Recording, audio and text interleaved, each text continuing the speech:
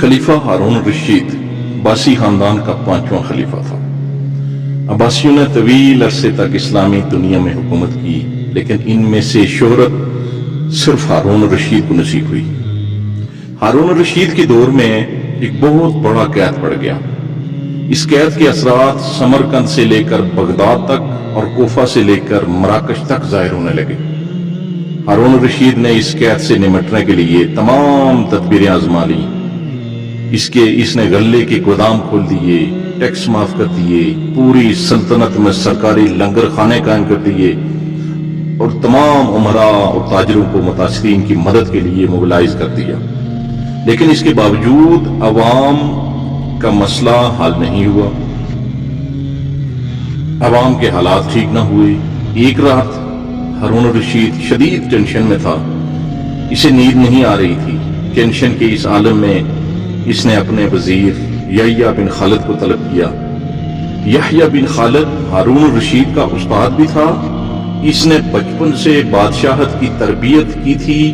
ہارون الرشید نے یحییٰ سے کہا، استاد محترم، آپ مجھے کوئی ایسی کہانی، کوئی ایسی داستان سنائیں جسے سن کر مجھے قرار آ جائے۔ یحییٰ بن خالد مسکرایا اور عرض کیا، بادشاہ سلامت، میں نے اللہ کے کسی نبی کی حیات طیبہ میں ایک داستان پڑھی تھی۔ یہ داستان مقدر، قسمت اور اللہ کی رضا کی سب سے بڑی اور شاندار تشریح ہے۔ آپ اگر اجازت دیں تو میں وہ داستان آپ کے سامنے دہراؤں۔ بادشاہ نے بے چینی سے فرمایا، یا استاد فوراً فرمائیے، میری جان حلق میں اٹک رہی ہے۔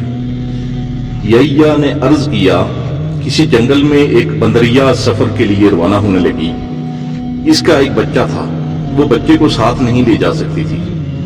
چنانچہ وہ شیر کے پاس گئی اور اس سے عرض کیا، جناب آپ جنگل کے بادشاہ ہیں، میں سفر میں روانہ ہونے لگی ہوں، میری خواہش ہے کہ آپ میرے بچے کی حفاظت اپنے ذمہ لے لیں۔ شیر نے حامی بھر لی۔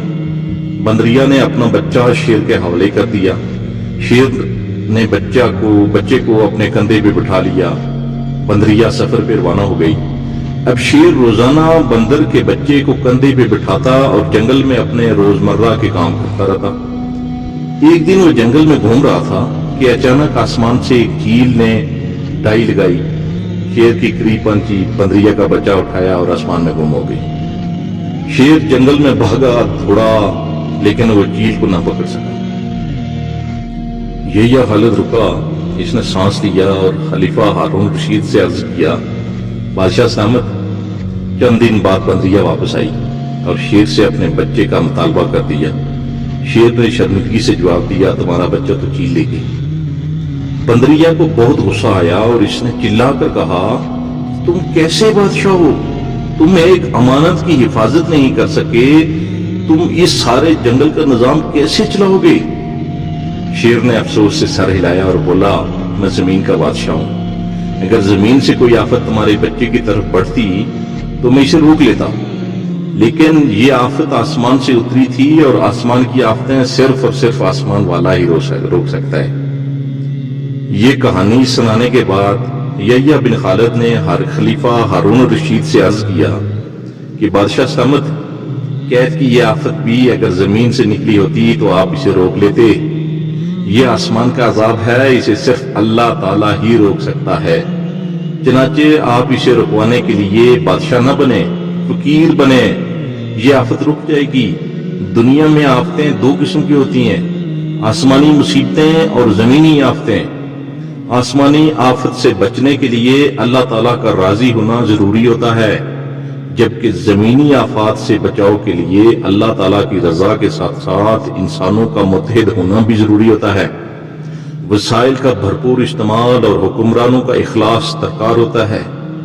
یحییٰ بن خالد نے ہارون الرشید کو کہا، بادشاہ سلامت، آسمانی آفتیں اس وقت تک ختم نہیں ہوتی جب تک انسان اپنے رب کو راضی نہیں کر لیتا۔ آپ اس آفت کا مقابلہ بادشاہ بن کر نہیں کر سکیں گے، چنانچہ آپ فقیر بن جائیں، اللہ کے حضور گر جائیے، اس سے توبہ کیجیے، اس سے معافی مانگیے، اس کی مدد طلب کیجیے۔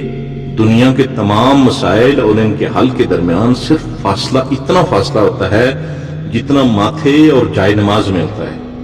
لیکن افسوس، ہم اپنے مسائل کے حل کے لیے 7 سمندر پار تو جا سکتے ہیں، لیکن ماتھے اور جائے نماز کے درمیان موجود چند انچ کا فاصلہ نہیں طے کر سکتے. اللہ تعالی ہمیں سوچنے، سمجھنے اور عمل کرنے کی توفیق عطا فرمائے. وآخر دعوانا ان الحمد للہ رب العالمین.